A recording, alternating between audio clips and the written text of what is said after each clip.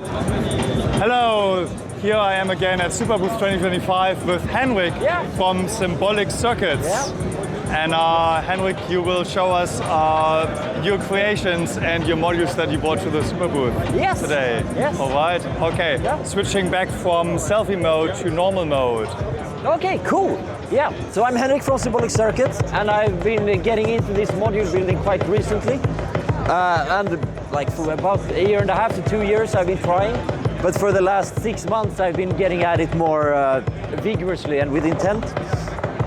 And I have 4 modules with me here today. I have these video meters.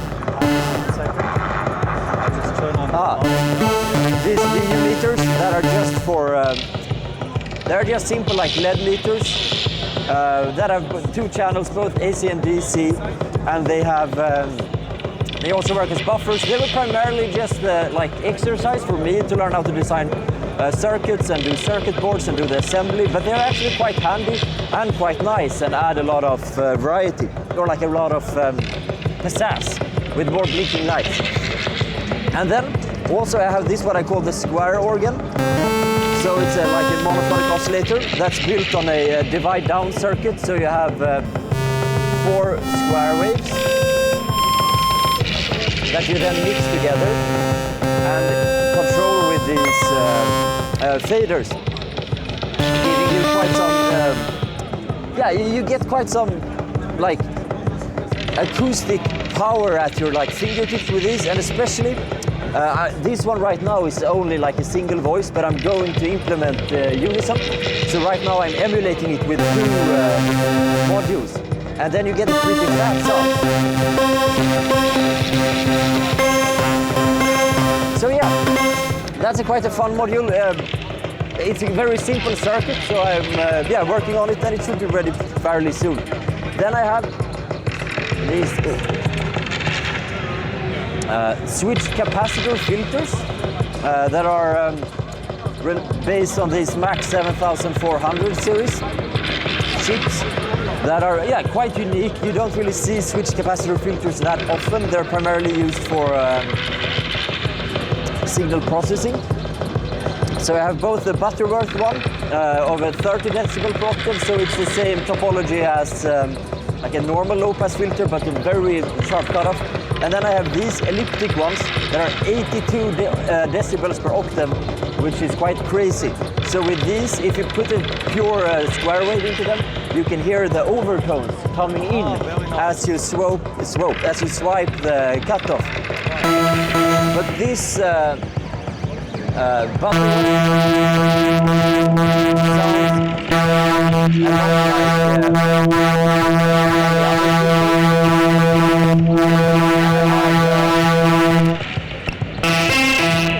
it has a very like standard high resonance mode.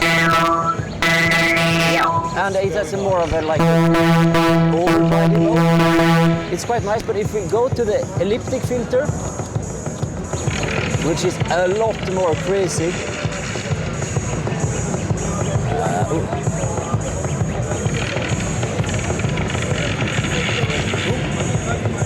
And we reconnect it. Where is the output? It's here.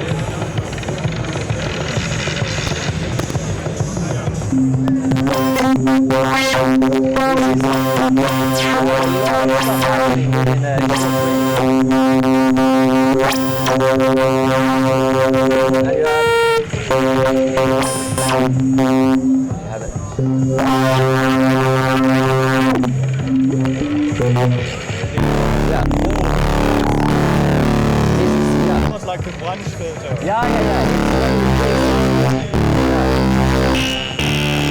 And it has a very aggressive feedback. It's completely crazy. And I will show you a very fun trick. So if we go to the, this is the kick, the standard kick from the drum kit 011. It's kind of meh. But then if we just pass it through an elliptic filter. Oh! Yeah! Okay! it works amazing as a compression for the drums. Yeah, why? And it is because like it has a special kind of feedback filter, because an elliptic filter has a lot of what's called ripple in the passband. And I was very uncertain when I was experimenting with it if it would work at all. Yeah. So I thought I would needed some way to possibly like combat that. So I added a second feedback circuit that flips the signal because I was afraid that it was just going to resonate uncontrollably. So instead I flipped the circuit to try to get like a disruptive feedback. And for some reason that causes this like overdrive of the signal just that happens to work extremely well for the square. Sounds extremely tight. Awesome. Yeah. And if I put it into feedback mode, the normal resonance, you can't hear. You can't really hear anything. Yeah. It's amazing. So yeah, that's the elliptic filter. It's super cool. It's quite near to being done. I have to do some tweaks. So basically you have two filters, the switch filter butter and Yeah. the switch filter elliptic. Yes.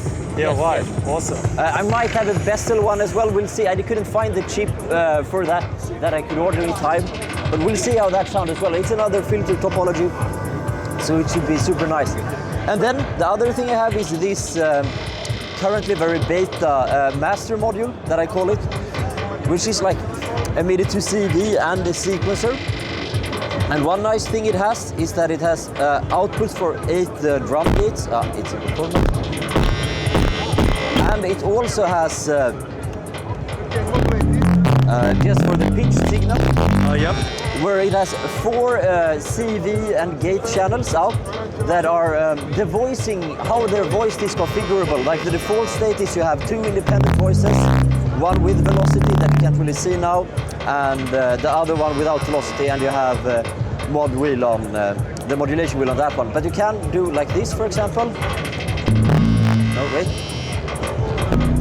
Like this, and then you will get 4 voice polyphony. So it has like a little set of different voicings that you could do right now. But yeah, so let's get back. But the main thing, the main problem that I wanted to solve with this is a problem that I've been having for a long time, and that's that most people have a sequencer like this, and they have like the one sequencer, but they have multiple synthesizers. And then what do? You can't really do anything because you have one sequencer. Yeah. So this one actually allows you to do some button things, and then so now we have like gone into the sequences record mode, gone into the drum channel, so now we can record the drum track. So I have a very basic drum track, and then we can go in, click some slightly different buttons, and then we can have a little melody. Wow. Yeah. Yeah, so now we're playing 2 tracks, and it has one sequencer, or like one sequencer track for every channel, so you can do polyphonic stuff as well. And another thing it has that is quite fun is if we do some more button pressing, I have to remember what it is. Yeah, that if you hold down the key when you're in the record mode, so it's like a normal step sequencer, but you press the adjacent keys. So if I press here, I will create a very short note, a slightly longer one, a much longer one, and then a very short one. And let's see if you can hear it. Yeah, so you can modulate not only the gate length, but if you hold on the note, click record, you do velocity. If you click record again, you change you can do like offsets. Yeah. So you can record a sequence and add articulations and stuff to the track. And it works like all right-ish. It is currently like extremely hard to use because you have very little feedback. It's like trying to play Super Mario blindfolded. You have to like remember like what channel am I on, what step am I on, what mode am I in. So I'm going to add some. I don't want to add like a full-on display because that is cheating. I want to add just some LEDs to give some indication of what you're doing, so that and then I think it will become like quite usable. And this is not super much left to do, but still a bit early beta, and also like some of the circuitry is a bit me. There's digital to analog converter circuits need to be tuned. It's not very linear. Look, but it looks very promising already. Yeah, I'm super excited. Definitely, because I have a key step as well and go like, well, I can play one sequence or one arpeggio. Yeah. And then what else, right? Yeah. So this is really good. Yeah. I'm so excited. It's super fun to be here and to like see people's reaction. And to, I'm so excited to keep working now. And but you're taking MIDI in, and then you're recording and you're spitting out CV. Yes. Did you think of also using the new IMDI format? Yes, and maybe putting out IMDI messages as well? It is. It will be super easy to. It will be quite. I will implement the iMIDI, especially iMIDI in, and then having iMIDI out as well won't be like that difficult. So it will definitely be a part of the like finished version. Sorry about that. I just shown that light into your face. So it will definitely have iMIDI. And the iMIDI is so cool. It will definitely have it. It's uncertain if I will have it on the square organ. I should possibly be able to have it. It kind of depends on what. Actually, it depends on what microcontroller I end up using for it. Yeah. But I really hope I will have it. But yeah, it's... So what's this self-made module here in the corner? Yeah, these are just... I made prototyping boards as well a while back. That I call like my Proton boards. I have a smaller one somewhere that I can't find. So I just made them. They're quite nice. Wow. So they're very easy to just like attach both jacks and potentiometers to. This is just a headphone amplifier using a like powered amplifier. Okay, wow. Voltage regulator, and I've been using them quite a lot actually. And this is a power supply module that I built. So like this can run from USB of course, but it's quite nice to have a slightly beefier 9 volt going in. And I use these Proton boards quite a lot to prototype stuff. It's I love that about the AE Modular format. Or like what I really like about the AE Modular format is that it's some similar formats are like a DIY or like educational platform first, and then it happens to be like an instrument. What I really like about AE is that it's like it's a modular system and like an instrument first that also happens to be crazy, easily accessible, and super easy to make all these DIY things. And that's why I really believe in the format that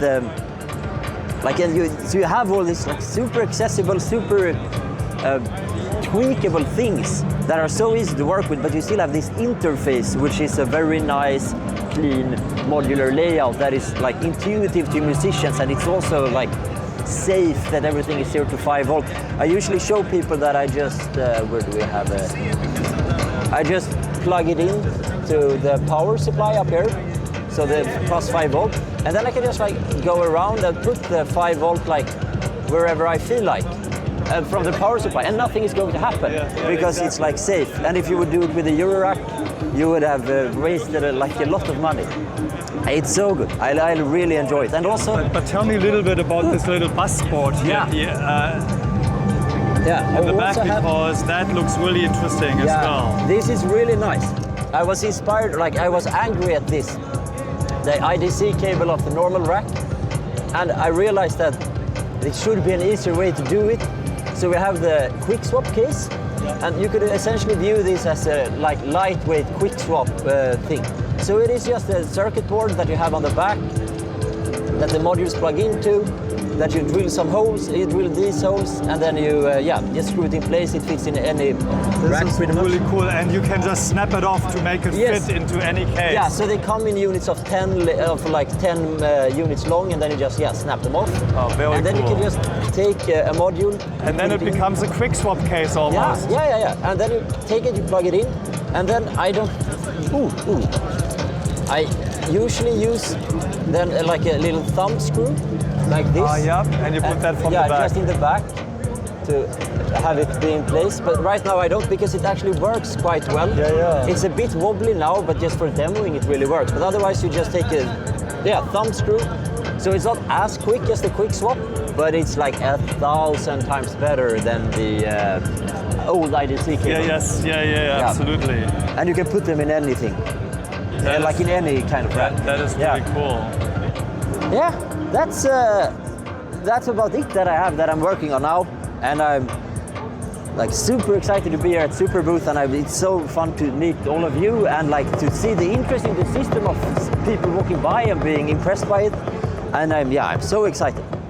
But you've just started like a year ago building these modules, right? So congratulations, you're really well ahead of a lot of people. Thank you. I believe it's been a hectic last year, or like especially last month. It's been quite intense, but it's like I really enjoy doing it, and it's something I wanted to do since I was a child, or like a teenager.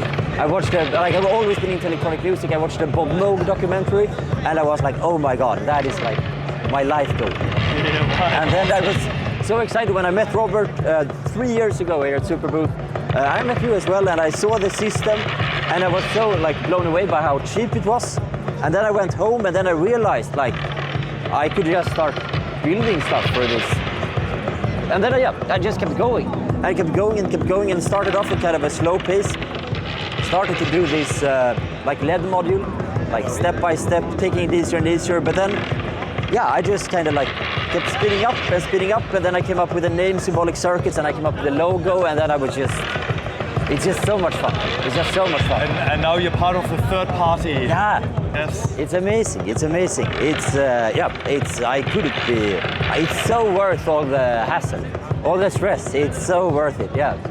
Well, thanks for creating new modules for us, because without you guys building new exciting things, we wouldn't have anything to play with. Yeah. So you're doing the community a big service. Thank you. It's so much fun, and thank you for like having such a good community. It's it's super fun. Okay. Well, thanks, Henrik. Yeah. And enjoy the rest of your Superbooth. Thank you. Okay. Cheers.